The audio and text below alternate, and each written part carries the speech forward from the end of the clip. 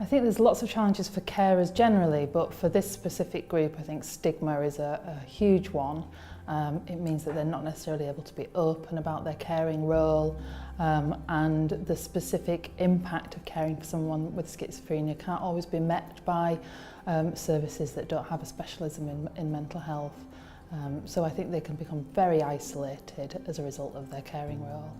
Many carers pay a huge price in terms of missed opportunities, in terms of their own well-being and health, and those prices don't get acknowledged by the way in which the system looks after their needs. Without a doubt, the NHS needs to be more involved in getting that support to carers. I mean, apart from going to the GP to raise mental health issues about the loved one, who can they go to? A person faced with caring for someone with schizophrenia faces an incredible number of challenges. It's like they get to base camp and they've got to go up Everest.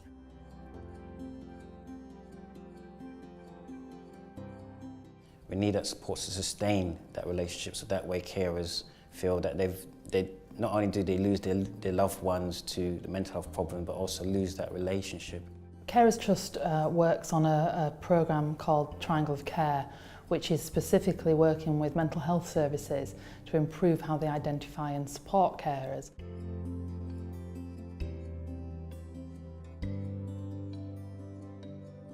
Carers need access and support in getting those care plans, getting themselves named as the carer in those care plans. I know so many carers that go years without actually anybody saying to them, do you know you're a carer, you have rights of your own, you have access to services. I think what it needs is a cultural change towards confidentiality.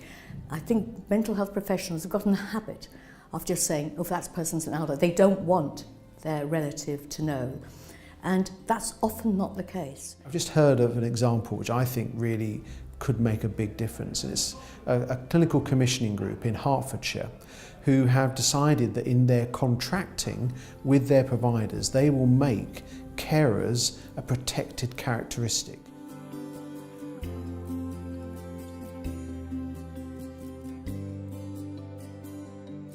There are lots of excellent carer services out there. What we tend to find is that professionals maybe don't know where they are, how to refer carers to them. So carers will go a long time being unsupported. Basically, having their voice heard. Sometimes I do feel, as a mental health carer myself, my voice isn't always heard, and I wish to see this more for other mental health carers out in the community.